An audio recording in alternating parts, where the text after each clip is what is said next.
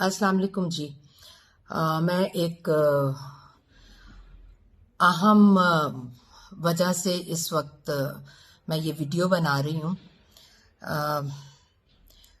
मैंने कभी भी अपने घर के बारे में, घर के मामलात को इस तरह से डिस्कस नहीं किया था, लेकिन मजबूरन मुझे ये आप सब लोगों को बताना पड़ा है, जो लोग नेहा की पोस्ट पर मुझे गालियाँ निकालते हैं।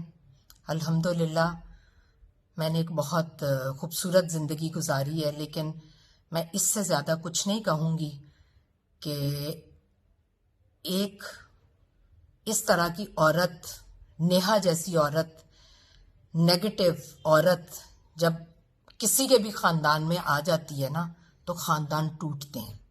मैं पिछले 4 साल से बहुत मुश्किल ज़िंदगी गुजार रही हूँ अपने बेटे की वजह से।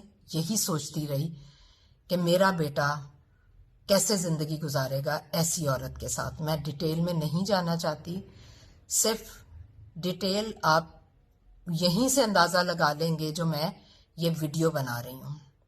बहुत पेजेस ने हमेशा उसकी पोस्ट को उठाया और शेयर किया, और मैं खामोश रही, मेरी बेटी खामोश रही, क्योंकि हमारी कही हुई बात बहुत जल्दी वायरल हो जाती है। लेकिन अब मैं ये कह रही हूँ कि मैं नेहा से, हमारा कोई ताल्लुक वास्ता नहीं है, और सलमान ने उसके साथ रहना है तो सलमान के साथ हमारा कोई वास्ता नहीं है, ना मेरा, ना मेरे मियाँ का, ना मेरी बेटी का, ना अरसलान का। हमारा कोई वास्ता नहीं है सलमान के साथ।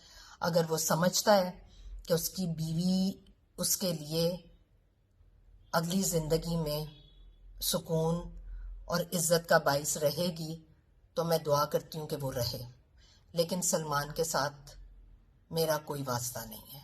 बस मैंने ये वीडियो इसलिए बनाई है ताकि आप सब लोगों को भी पता चल सके, और मैं गहराई में जाऊंगी तो आप लोग इतना थू थू करेंगे जो कि मैं नहीं चाहती।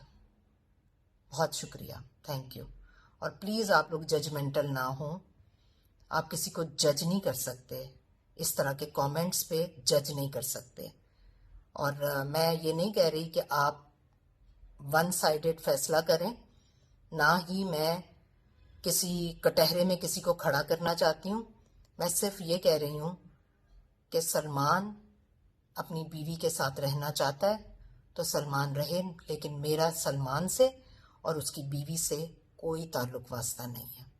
एक माँ जब ये लफ्ज़ बोलती है तो आप समझ सकते हैं। ठीक है, थैंक यू।